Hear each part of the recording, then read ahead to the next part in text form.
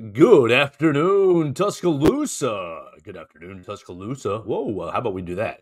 Good afternoon, Tuscaloosa. How about that? That's a lot better.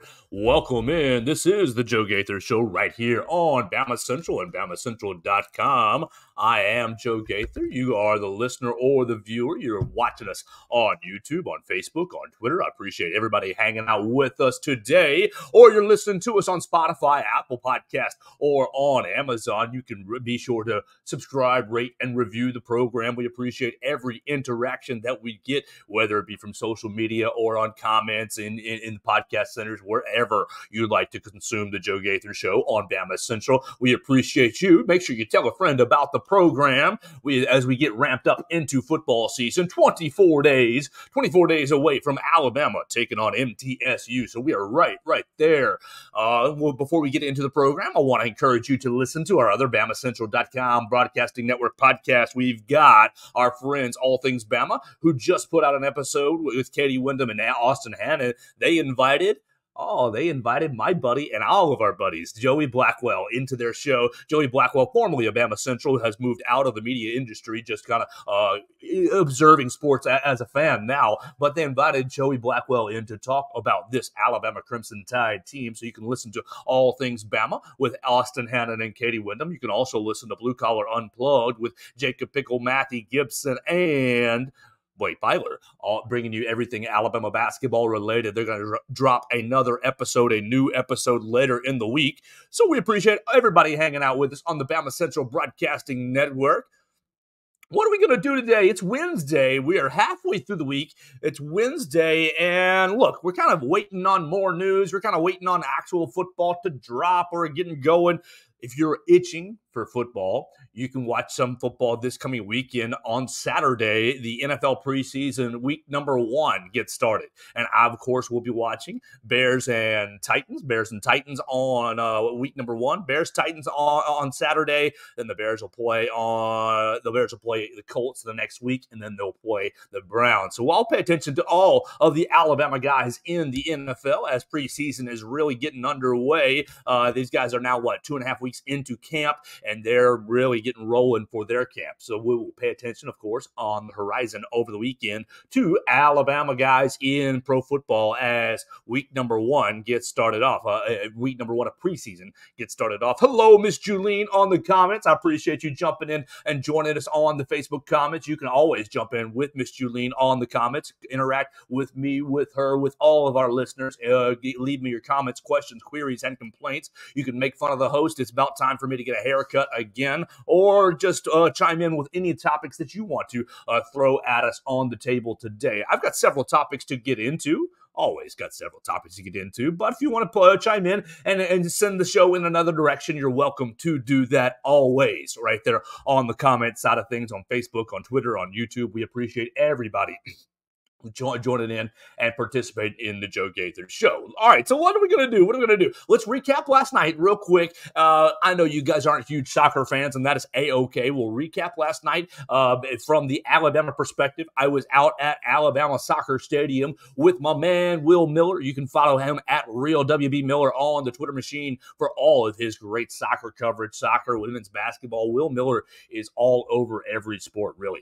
So you can follow Will Miller. He was out there last night with myself, BamaCentral. We were the only publication, not to toot our own horn, toot, the only publication out there covering Alabama soccer match last night. So that is another reason why you should be following BamaCentral.com. We are the number 1 home. We're the Sports Illustrated home for all things Alabama Crimson Tide. So really, obviously, football carries the water, and we love football, and we'll talk a lot of football right here on this show today. But we cover every sport. If it says Alabama across the uniform, we're in there, and we're covering it for BamaCentral.com. And for you guys, the listeners, make sure you follow us at BamaCentral.com. So what happened last night? Last night, if you didn't watch it or if you didn't know, it's A-okay. So it was the first athletic event of the new calendar year.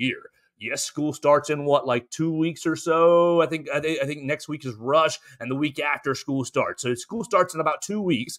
So you're not officially started the academic year But we don't care. We're really here following the athletics. And so the athletic calendar year got started yesterday for the Alabama Crimson Tide. Yes, it was an exhibition, so no harm, no foul on the result. Alabama and Tennessee drew 2-2 draw, and frankly, I was disappointed. Coach Westhart, a little disappointed. He kind of had mixed results. He kind of felt like his post-game takeaway seemed like he had mixed feelings about the game. Here's how it went down. Alabama came out very, very strong and really dominated the first 15 minutes of the contest. Dominating possession, moving the ball into Tennessee's zone, creating chances into Tennessee's area. And Tennessee, maybe the second 15 minutes of the first half, kind of worked their way into the game a little bit. Didn't really get to create a whole lot of chances because of one, Brooke Steer, and you can hear Brooke Steer's post-game comments right there on BamaCentral's YouTube channel. Brooke Steer played basically a sweeper role for the Alabama Crimson Tide, basically a last woman standing for the defense, the last line of defense, and she did, I thought, an amazing job throughout the evening, quelling and sweeping away and stopping any of Tennessee's attacks.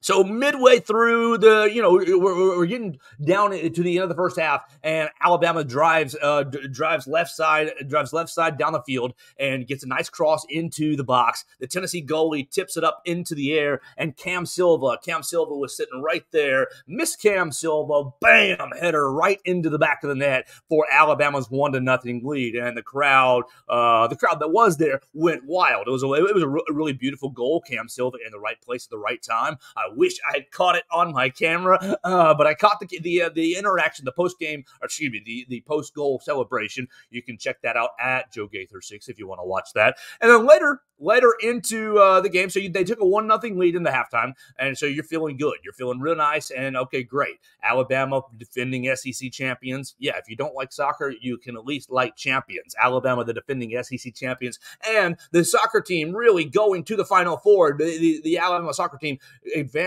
further than any other team. No disrespect to you, football, basketball, or anyone else. Advancing further than any other team in their respective sports last season. So jump on a championship bandwagon as the season gets going. All right, half number two got rolling. And Alabama worked their way. Alabama really, I thought, took control of the first half, or of the first part of the second half as well. Through the first kind of 10 minutes or so, Alabama draws a penalty, and Felicia Knox puts it in the back of the net for Alabama to give Alabama a 2-0 lead. You can check out that penalty on my Twitter if you want to check it out. Nice little take. She puts it in the left side of the net, and Alabama is up 2-0. And I'm thinking, oh great, we're all home free. Everything is rolling for the Tide. Everything's rocking and rolling. We're gonna have a great result for the first event of the year, a 2-0 victory. And oh my gosh, the game stalled out. And the ladies, unfortunately, no disrespect, but this is just what happened, in my opinion. The ladies took their foot off the gas, off the gas pedal, and kind of were trying to play a little bit of keep away with Tennessee, and failed to do so. Tennessee scoring 2 goals in the game's last 30 minutes or so to end up with a 2-2 tie.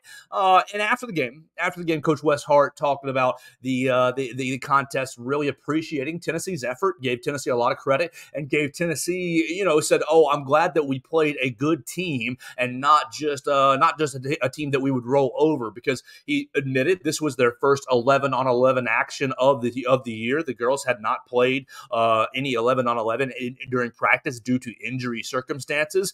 Seems like they're waiting to get a couple of girls back from injury to basically buff up and rebuff all the numbers. But because the numbers have been low, they haven't been able to play 11-on-11. And so last night's action against Tennessee was their first real kind of action, 11-on-11, full go. And Tennessee wore them out, at least through the second half. And Coach Westhart admitted that. Coach Hart said we only subbed we rotated 3 or 4 subs throughout the game, and Tennessee rotated 8, 9, 10 subs throughout the game.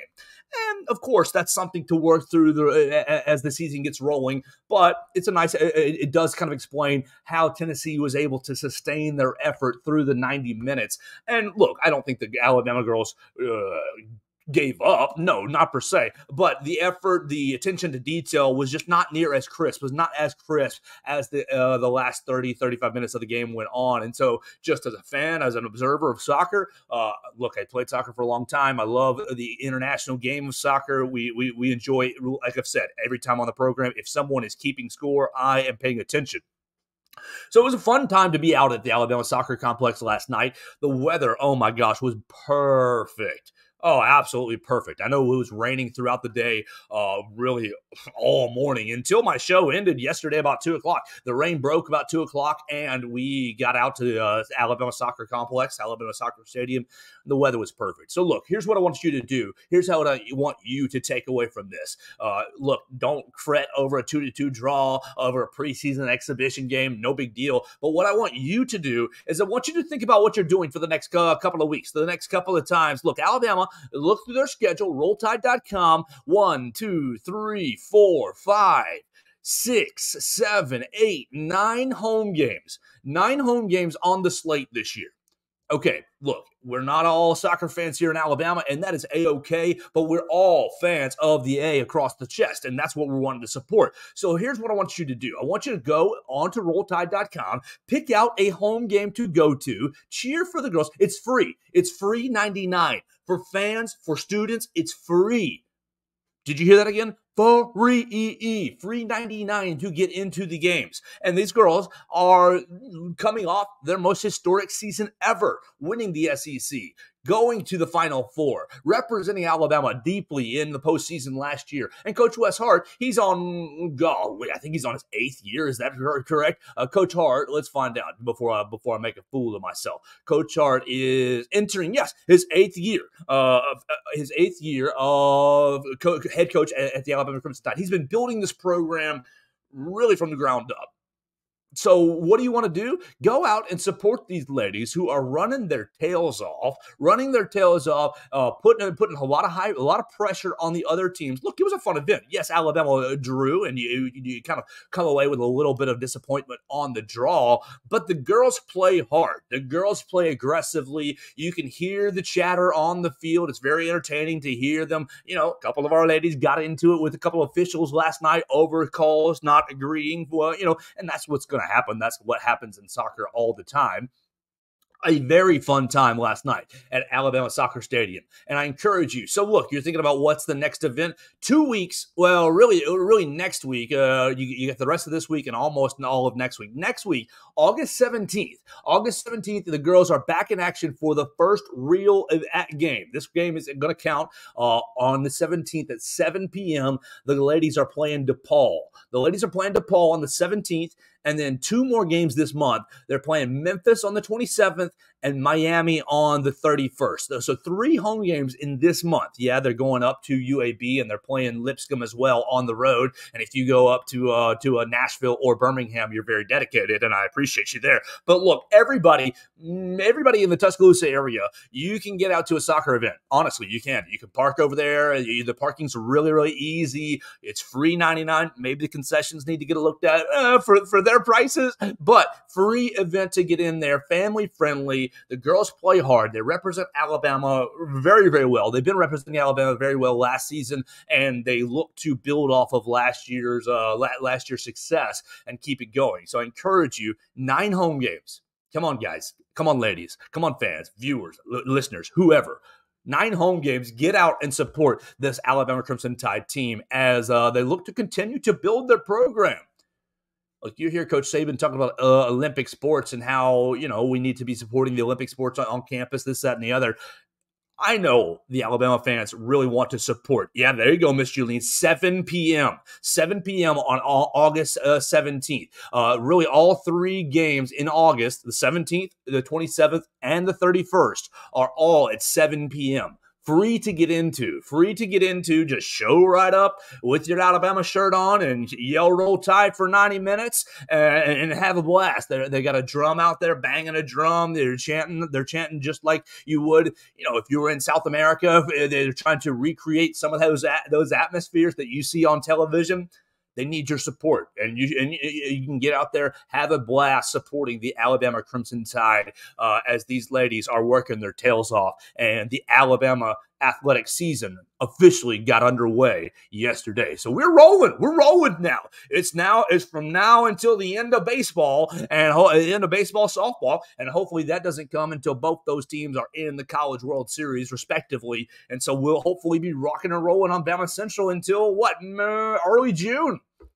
And we cannot wait for it. We invite you to be a part of it right here on BamaCentral.com. Subscribe to the BamaCentral YouTube channel. You can check out the interviews with Wes Hart and with Brooke Steer. They were both about 3.5 minutes each, so it's not going to take you too much time to get familiar with the team and to hear from. Look, I thought Brooke Steer played the best game yesterday as a defender. Yeah, we didn't have any goal. She didn't have any goals, but she was all over the place defending her tail off for the Alabama Crimson Tide. So it was great to hear from her.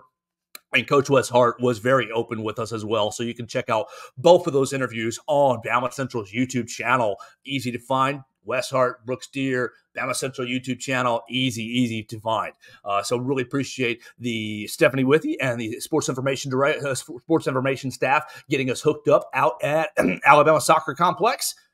And we're going to keep it rolling. We're going to keep watching them. We'll be out there next Thursday for Alabama and DePaul. And I hope you guys will join us next Thursday, August 17th at 7 p.m. Free. Once again, free event. Not many Alabama athletic events are free, especially, think about it, not many Alabama athletic events where the team is really, really good are free.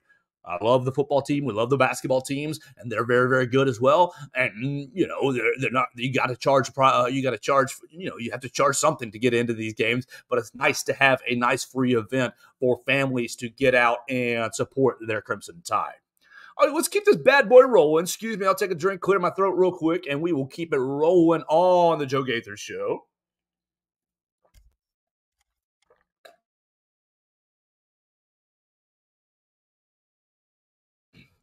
All right, so let's flip it to football. Everybody's like, oh, we don't want to hear any soccer talk. Let's flip it to football.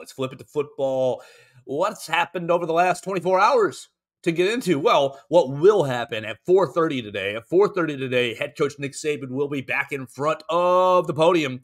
He's going to give us a cake update, I'm sure. No, he's not going to give us any cake updates. He's going to say, oh, the quarterbacks are still developing. Don't ask me about them. But what I do want to hear from Coach Saban about is a lot of things that Tommy Rees talked about on Sunday. Tommy Rees talked about integrating his philosophies with the Alabama offense. And I'd love to hear elaboration from Coach Saban about how that looks or what that merger, what that blending will look like for this Alabama team. And now, obviously, Coach Saban's not going to give away the game plan. He'll probably just brush off any talk and say the Alabama offense is the offense, and he's going to be running our offense, and then you'll see it on September 2nd, and it'll look a lot different than what it's looked in the last 4 or 5 years. What do we get into? Let's get into flipping players is perfect, Miss Julian. That's perfect. Because I got my notes on another screen. So let me go back to my notes because I am a little discombobulated. I got on a little bit late today, and I apologize to everybody who was maybe looking for the program. There's my notes. There's my notes right there.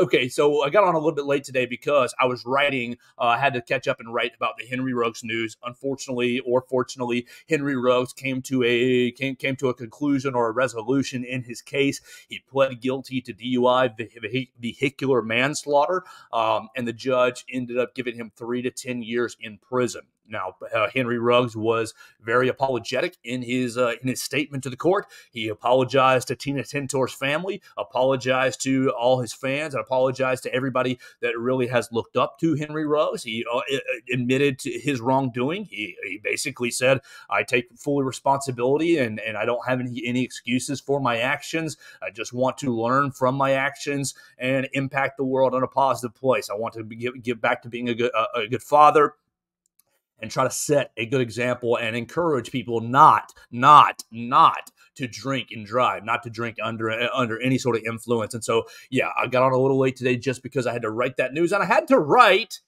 all right, you go from negative news to positive news. I had to write about one Red Morgan. Red Morgan sounds like a country music singer. Like, goodness gracious. Come out to Copper Top and hear Red Morgan play. That's what it sounds like to me. But Red Morgan, if you didn't see it earlier this afternoon, Red Morgan from Central Phoenix City High School has flipped his commitment from Florida State to the University of Alabama, giving Alabama 2 flips in 2 days, and really, ironically, 2 flips both at the safety position.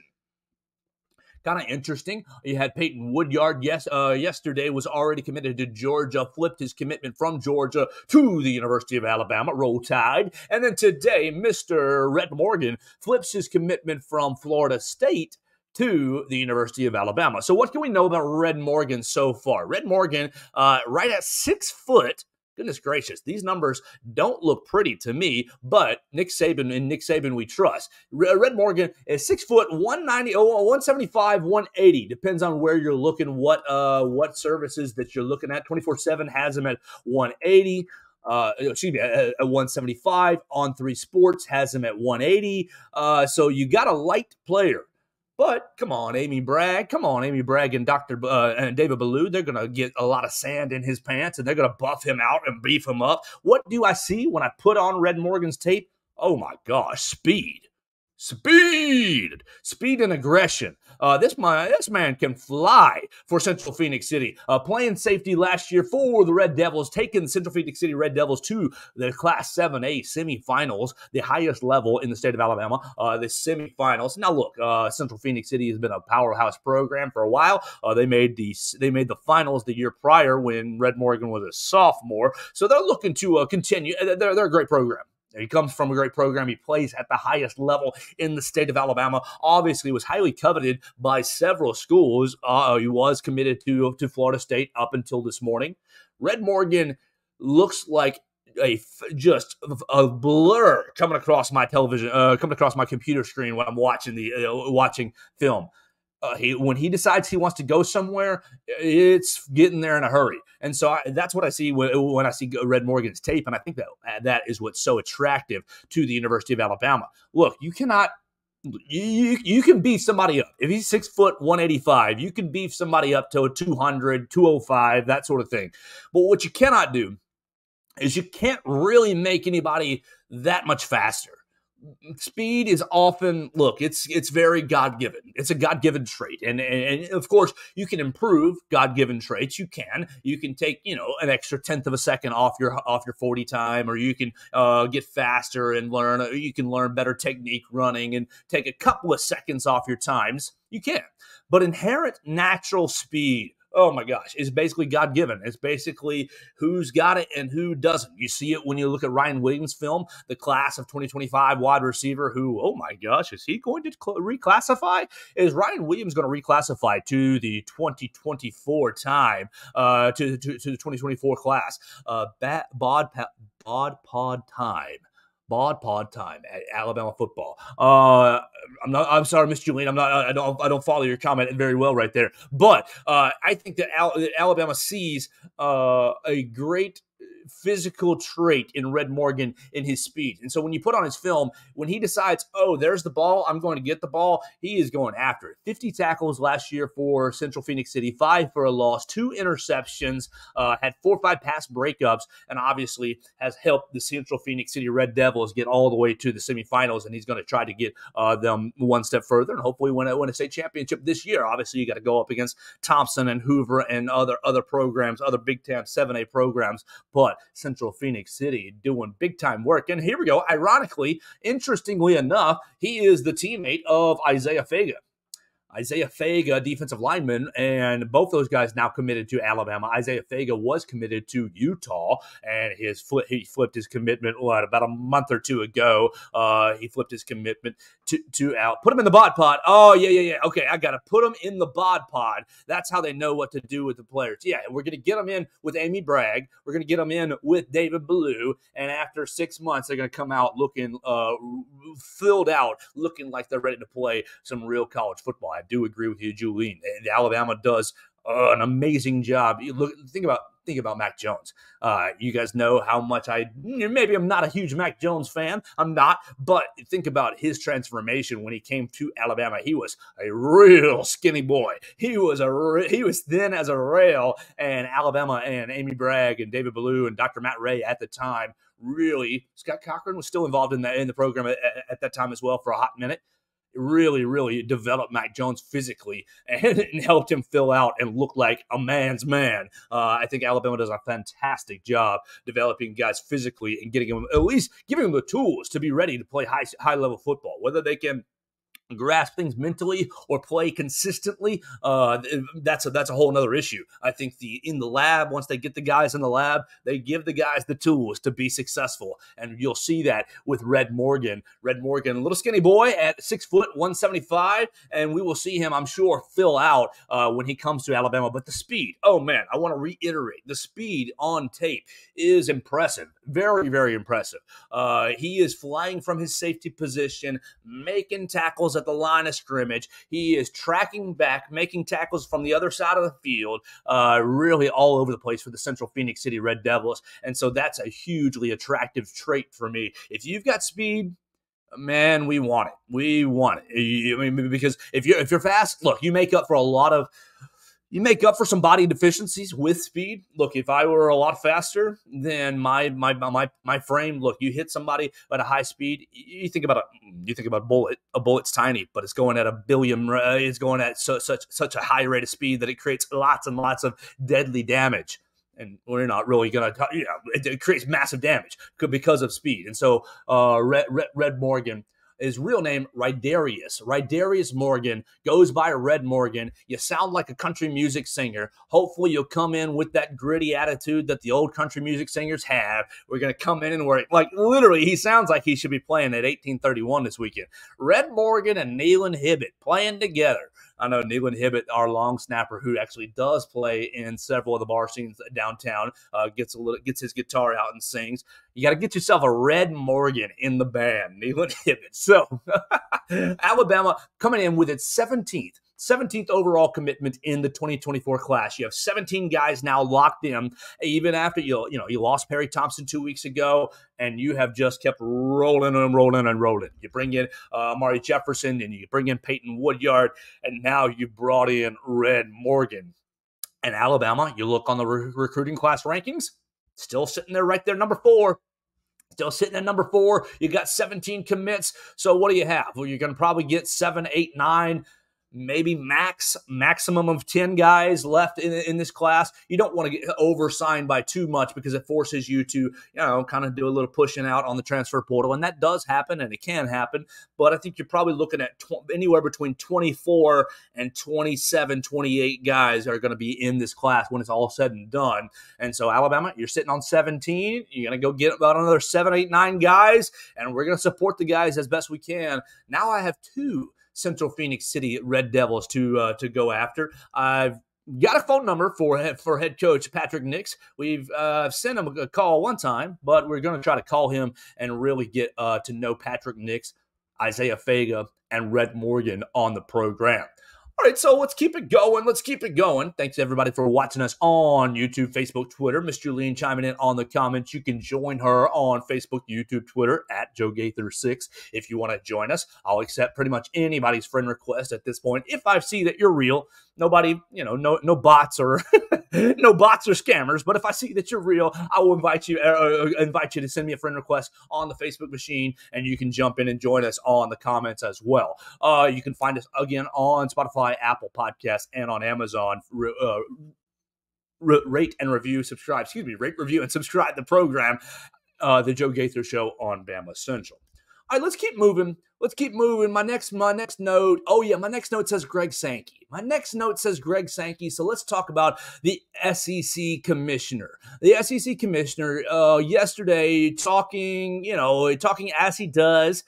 Let's find out my man's comments. You can read about it on BamaCentral.com. Our guy, Austin Hannon, writing about it for us. All right, so let's see. Nick Saban obviously talked about conference realignment on Sunday. But Greg Sankey on the Baldman Show yesterday, really talked about the SEC and its need or lack thereof need for expansion. Look, we talked about conference expansion yesterday on the show. If you missed that conversation, you can look it up on all the platforms I just mentioned 2 seconds ago. We'd love to have you look up the shows.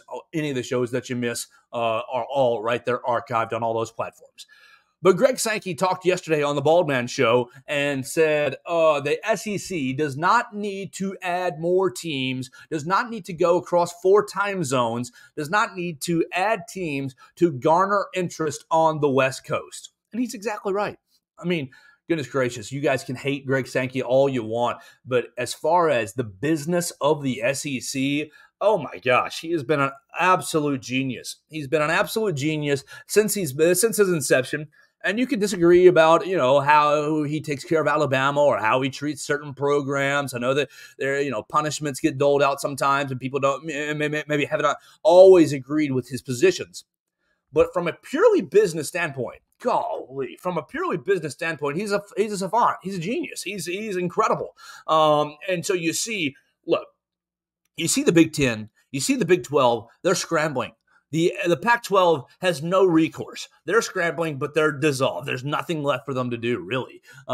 You're seeing these other big conferences, the ACC. Oh, my gosh, the ACC is scrambling, trying to say, oh, can we get Stanford? Does Stanford make sense from the West Coast? No, it doesn't make sense, but that's what they're doing because they're scrambling. And what is the SEC doing? We're sitting here with our hands folded. We're sitting here relaxed in our recliner. Y'all wake me up when y'all finish. Y'all wake me up when y'all finish realigning. Y'all wake me up when y'all want to get back to talking about the college football playoff and how it's going to affect all of us because we want to make sure we get our cut. And we will get our cut. You think about the 12-team college football playoff. How many SEC teams will be in that first 12-team college football playoff? 4? 5? At least three, and I would say 4 or 5. And you break that down to percentages. What's that? 25% of the whole playoff will be represented by the SEC. Greg Sankey is a savant. Look, you go out in 2012 and 2011, 2012, and you snag A&M in Missouri. And people think, oh, Missouri, they don't really fit. No, I agree. They don't really fit. But you get the St. Louis television market, you work your way a little bit north, and you have, you secure a high interest right there in the Midwest. A&M is very much an SEC program, rooted in tradition, rooted in sports. Obviously, not really have a whole lot of national success as far as football goes and other programs, but they spend big money and they care about football. They care about athletics. Their stadium is beautiful. Their facilities are incredible. Everything about Texas A&M screams SEC. But then you go for 4, 5, 6 years. Handful of years, and you say, okay, I'm Greg Sankey. I'm feeling like the landscape is still changing. I still feel like this is a fragile situation. What do I want to do? Let me go steal 2 of the bluest blue bloods in college football, or really in college athletics. I know a lot of people have all of their own feelings about the University of Texas, their arrogance, their entitlement. Obviously, the Longhorn Network is kind of a symbol of that arrogance and entitlement.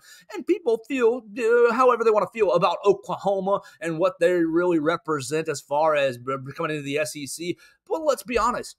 2 of the bluest blue bloods in college athletics, not just football, but in college athletics. Why? The money is obviously a major factor, but the tradition behind the 2 programs, and for us to be able to steal, for SEC to be able to steal them from the Big 12, you gutted them. You gutted the Big 10. You basically, or the Big 12. Imagine if a conference came in and said, we want to take Alabama, and I guess at this point, Georgia, but really, we want to take Alabama and maybe Florida, maybe Tennessee, really, Alabama and LSU. You think about the 2 of the biggest brands in the SEC. Imagine the SEC losing Alabama and then your next biggest brand, whoever you want to give that to, whether it be Georgia, Florida, LSU, Tennessee, it doesn't matter, Auburn. You take those 2 brands out of the SEC, you've crippled them. You have decimated the league, and that's exactly what Greg Sankey did. What are we doing as we're seeing the Big Ten scramble? The Big Ten scrambles and adds The Big Ten scrambles and adds USC and UCLA. Big time, nice brands. You bring in USC, and I guess you got to take UCLA with them. You want the fight on USC brand, and obviously Southern Cal that speaks for itself. It does. And then they go out and get Oregon and everything. They're scrambling. They're scrambling to match what's in the SEC. Before you got USC, it was Ohio State, Michigan, Wisconsin, Penn State holding the banner. And come on, Wisconsin's never going to win a national championship in football. Penn State, one or two national titles under Joe Pa? 81 and 88 maybe? 81 and I think they have another one in the late 80s. But Penn State, look, these are not blue blood programs like Texas and Oklahoma. These are not blue blood programs like Alabama. Come on now. Greg Sankey says, we don't need to add anyone. If you think about conference expansion, we talked about it yesterday, from the SEC standpoint, look, you can get Clemson, you can get Florida State, you can get Miami, you can get Virginia, North Carolina, you can go get Virginia Tech if you want. I guess you can get Oklahoma State. I mean, if you're trying to keep it somewhat regional. But why? You don't need them. You don't need them. They're not providing anything to this conference. You think about the teams that I just mentioned. None of those schools are adding anything to the television market that you don't have. And really, think about it. That's all this comes down to is television market, television dollars. Look, yeah, Clemson might be back in the playoffs. Florida State might be back on the rise. You look at them in the AP poll. They're ranked pretty highly. And you're going, the AP poll that's going to be coming out, they're going to be ranked pretty highly. Of course, Florida State might be back with Mike Norvell. Miami goes through a period every 6 years where they have a good team. Virginia Tech has a nice little tradition with Enter Sandman. But look, there's nothing that these programs will give you monetarily. There's nothing these programs will give you competitively speaking. Look, I know we've got Vanderbilt and maybe South Carolina and Missouri, not always, Mississippi State, not always holding up their end of the bargain. But every conference has a bottom. Every conference has a basement. Greg Sankey, I think we have the perfect blend of 16 teams right now in the SEC. And as conferences scramble, what? You want to add Clemson? Okay. I mean, I guess you're going to anger South Carolina when you do that. You've already got the South Carolina television market. You've already got the Palmetto State? I think the Palmetto State. You've already got them wrapped up. You don't need anyone else really to come into the SEC, from my opinion. I think Greg Sankey knows that. I think Greg Sankey knows how strong the positioning is. And going back to the conversation yesterday, I think that the next steps of college football, the next steps of college athletics is an entire breaking away from football, from the rest of the sports, from the other. I mean, you might have basketball follow, but at least football will break away. And so when that happens, what do you want to do with these teams that you've added? If you say you add Miami or Florida State, or you add Clemson, or you add another team, you add a West Coast team. What are you going to do? It's just logistics that you don't need to be messing with. At this point, the SEC is poised to break away with the football and maintain the conference's integrity from every other sport. Sure, I know the travel from Norman, Oklahoma to Gainesville, Florida is not going to be pretty. I know the travel from Austin, Texas over to Columbia, South Carolina is not pretty. But you're going to maintain the integrity of the conference with the other sports by holding strong at 16. And I think Greg Sankey knows that this is the best balance of money and gives us the best maneuverability for the future. Because when the breakaway happens, the SEC, our 16 teams, boom, we're in the big boy conference. Boom, we are leaders of the new direction in college football. And I think that really, you got to set yourself up for the next 10 years. I think what you're seeing right now with the Big Ten, the ACC, and the Pac-12 is a massive reaction from the SEC, taking Missouri and A&M in 2012, taking Oklahoma and Texas, 2 years ago. They're going to come into the league next year. I think you're seeing these other conferences are stuck reacting, and Greg Sankey and company are really going to be out on the forefront. Look, in 5 to 10 years, I feel confident that the college football will break away from the NCAA as a whole, and you're going to see these other non-revenue sports revert back to regional conferences. The softball girls who are upset about the Pac-12 breaking away and jumping into the Big Ten, and their families not going to be able to see them. Yes, that's terrible for them specifically, but in 5 to 10 years, I think that issue will revert and regress back to the way it was, and you're going to have regional conferences once again. So All right, that's gonna do it for realignment and conference expansion for Nick Saban and the SEC. One more topic for the day. And I appreciate everybody, of course, watching us on YouTube, Facebook, Twitter. Tell a friend about the program. If you love the show, hit the share button, hit the retweet. I guess it's the repost button now on X. Or post, or hit the like button on the YouTube page. Of course, we love any and all interaction. And then you can, of course, find us on Spotify, Apple Podcasts, and on Amazon as well. We love being on BamaCentral. Let's talk about one more topic for the day. Keep it football related, Alabama football related, more specifically to the team right now, not the big picture conversation and not recruiting. Let's talk about Pete Rose. What? Pete Rose. Okay, yeah, if you are not on social medias at all, if you're not following anything on the Alabama fan pages, or if you're not on BamaCentral.com and you didn't read it last night, let's talk about it. Yesterday, Coach Nick Saban, the University of Alabama, sends a jet out to Pete Rose. And look, if you are if you're younger than I am and you don't know who Pete Rose is, then go to Google real quick and educate yourself. Come on, guys and girls, educate yourself. Charlie Hustle, one of the greatest baseball players of all time, indisputably one of the greatest baseball players of all time. But you're not going to find him in the Hall of Fame. You find him ostracized from baseball because he gambled on the sport. We've talked about gambling on this show a dozen and a half times. We'll continue to talk about it when it's relevant. And Pete Rose really, look, he messed his life up in a huge way. Of course, he's always going to have the notoriety of being a part of the Big Red Machine. He's always going to have the notoriety of what? He got like 3,000 hits, I believe it was. I think, is he the all-time leader? All-time MLB hits leader. I think it is. I think he is number one. Is he not? Yeah, number one. Yeah, I knew he was over 3,000. He's number one. Duh, Joe. 4,256 hits. He's got just almost 100 more than Ty Cobb, and he dwarfs Hank Aaron. Look, if you don't know those three names, then please watch a different show.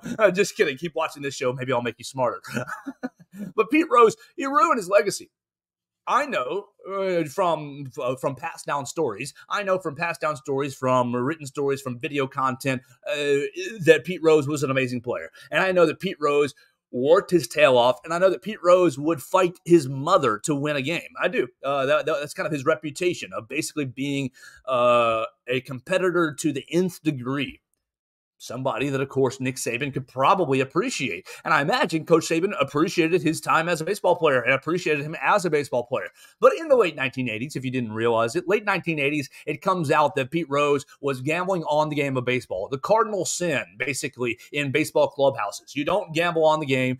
Baseball's really been strict about that over the course of time, and you're seeing football get strict on that now, lately. As you just look in the NFL, our man Jamison Williams suspended for 6 games last year. Our man Calvin Ridley suspended for an entire year for gambling, whether they gambled on their team or not. Boom, big slap on the wrist. No more football for you for a short time. So if you're really paying attention to college athletics, obviously you know what's happened with the baseball team, the Alabama baseball team. Brad Bohannon fired for giving inside information, or either providing insider information to gamblers, trying to make unbelievably $100,000 bet on a game. First off, good way to get yourself caught. Come on, gamble small amounts. If you're using insider information, and try not to get caught. Here, I'll put $500. I think that's probably a nice little wager to win on insider information. You gave yourself away when you went for $100,000, Mr. Neff. Ugh.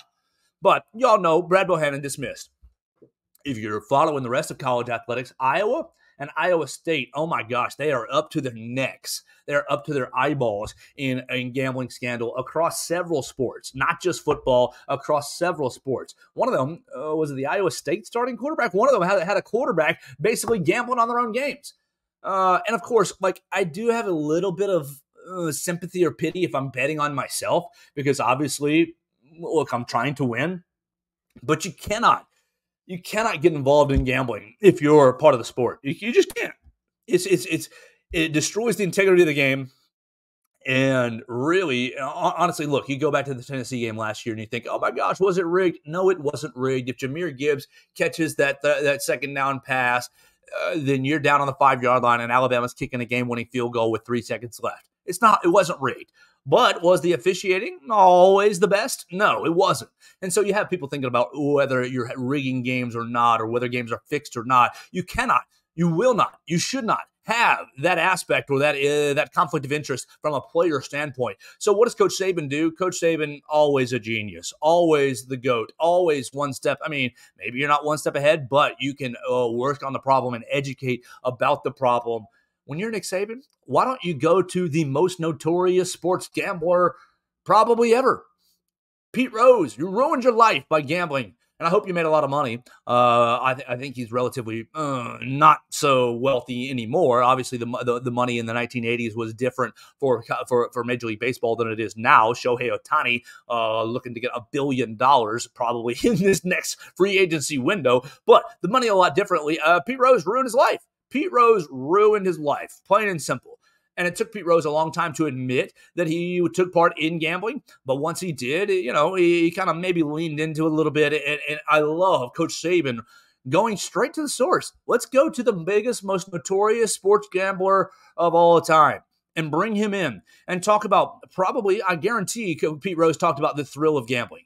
Look, I've placed wagers on games before, and of course, I will admit to you, it makes watching games more fun. It does. Period. Plain and simple. It makes watching games more fun. Let's say it's Alabama, you're a 31-point favorite against MTSU coming up in a couple of weeks. That might be what the line is. You all know Alabama's going to beat the Blue Raiders. You do. It's going to be a beatdown, and we're going to obviously celebrate the first week of the season. The gambling aspect gives a little more intrigue to the games. But I can gamble on a game. I have no outcome. I have no way to call Coach Saban and say, play this player, play that player. I have no way to say, don't do this, do that. You should try harder. No, I have no influence on the games. Pete Rose did. Our players do. Our coaches do. Everyone in the athletic facility, I think, has to abide by these rules, whether they are student trainers, whether they're graduate assistants. You have to abide by these rules. And so, look, you don't want to have if you're found gambling on your own sport, it's basically immediate loss of eligibility. You're banned from the sport. You're out of college athletics. We don't want that for any of our college players, football or any other sport, really. College athletics is a special time. I still believe that it's a special time. I've leaned into the fact that it is kind of not really amateurism anymore, but it's still an absolutely special time in these players' lives, in these athletes' lives, in these families' lives. You don't want to jeopardize that. Look, if you go to the NFL, obviously you're making big money. But for players like Johnny X and Billy Y, who may not go to the NFL, maybe your best thing on your resume is I played football for Nick Saban. And you want to have Coach Saban, look, if you turn in a job for big corporation X or Y, if you're going for a job or going to get hired or going for other opportunities, you want to be able to say, oh, Nick Saban is on my reference list. And of course, I think Nick Saban would still, be on your reference list if you made some missteps. But let's not give Coach Saban a reason to say, yeah, well, when Billy was here, he gambled on the game and we had to kick him off the team. You don't want that. Come on. Sometimes some of these, look, you see the NCAA commercials where only 1% of athletes will go pro in their sports. Okay, but you got 85 scholarship guys. These guys are all going to go work in the state of Alabama, work in the Southeast, work for big time corporations, work for big companies. You want to have the Saban endorsement. You want to have the endorsement of the University of Alabama. And a great way to burn that endorsement, oh my gosh, I guess I put drugs in the top end of that, but I think you can get rehab from that because I think Coach Saban has dealt with a couple of guys with drug issues over the course of 17 years and really helped them rehab and turn their lives around. If you gamble on the game, the NCAA has no tolerance. No tolerance. Boom, off the team, ineligible, can't transfer. You're done. You're done. And so why would you throw away your football career? Why would you throw your college athletics career away for a cheap throw? You can probably make $400 or $500. You can probably make $1,000. You can probably make a significant amount of money to you and me, significant amount of money to a college kid, significant amount of money to the middle to lower class, sure. But it's not worth it. The longer term benefits far, far, far outweigh the short-term thrill of gambling. And look, if you need to gamble, if you want to gamble, when you're done with your college athletics, the gambling industry is not going anywhere, period. It's not going anywhere. Look at the buildings in Las Vegas. They are sky high for a reason. They're sky high and so you're going to be able to gamble when you get out of college athletics. And I'm sure you'll still have text messages and buddies in the program. You want to use insider information. I don't condone that, but you can, gamble wisely if you want to put it that way. Just wait. Wait till you're out of the program. Don't give up your eligibility. So Coach Saban yesterday bringing in Pete Rose, bringing in the most notorious sports gambler of all time. And really, I mean, he was at the top of his sport. You're coaching the team that you dominated for. Imagine, I go play football for the University of Alabama. I put in 4 all-star years, 4 years of just absolute studly play, and then 4 or 5 years later, I'm hired to coach the team. That's what Pete Rose was doing. Pete Rose put in many years of absolute all-world play for the Cincinnati Reds, worked his tail off, gained the reputation of being just an intense competitor and a great baseball player. And for lack of a better term, he crapped all over it. He took his reputation. He took a lighter and he threw a match into his reputation and burned it all up. Just an awful situation for Pete Rose. But Coach Saban proving, golly, who else can get Pete Rose into talk about his indiscretions? I'm sure that nobody. Look, I don't want to talk about my indiscretions. I've had many, pitfalls in my life. I'm not out here airing them out for public. I guess if you want to know about them, you can DM me and I'll tell you about all the lessons I've learned already. But Pete Rose, you don't want to go out here and say, well, here's how I messed up my whole life. That's a hard lane to take. It is a hard lane to take. And so Coach Saban, to get Pete Rose to do that for him, to do that for the Alabama football team, massive kudos and commend you for that. So that's going to basically do it for our program today. I'm going to put this into production and get it turned around. Look, you want to follow me at Joe Gaither 6 because I will be in the Naylor Stone media room at 4:30 listening to one head coach Nick Saban talk about our Alabama Crimson Tide team, talk about the next steps, the updates from the last couple of days of practice. We'll hear from Coach Saban. I'm sure a lot of it will be vanilla. I'm sure. I honestly, between you and me, I don't like these press conferences because Coach is just really just giving you a lot of I have to be here. Here's 10 minutes and here's as little as possible that I can say. You ever ask him about a player? Oh, player X is working hard. Player X is coming along. We expect good things from him. We're going to support player X for this season. We think he's going to be a contributor to this team. And if he can get a little more consistent in his day-to-day play, then he's going to be a real good player. We're proud of player X. Those are always answered all the time. Well, the offensive line's coming along. They're really working hard. They still got work to do. But we're really pleased with the progress they're making, and we want to see the guys be consistent in their effort, consistent in their performance, and we still got a couple of weeks to get that consistency up. Those are the Coach Saban press conferences, but we'll be there in case he does deviate in any sort of way. You can follow me at Joe Gaither 6 on the Twitter machine, on Instagram, on Snapchat. I think I'm at Joe Gaither. What am I at? What's my profile on Facebook? I think I'm at Joe Gaither 31, and I don't really know how that 31 got there. Joe.Gaither.31 if you want to look me up right there on the Facebook side of things, and we can connect right there. We're going to get out of here for the program. We're going to be back obviously tomorrow. Tomorrow's Thursday. We'll have a great Friday. We appreciate everybody jumping in and joining us on the show. Make sure you like, subscribe, rate, review, tell a friend about the program. I appreciate you, the viewer, the listener, very, very much. You are the reason why I do this each and every day.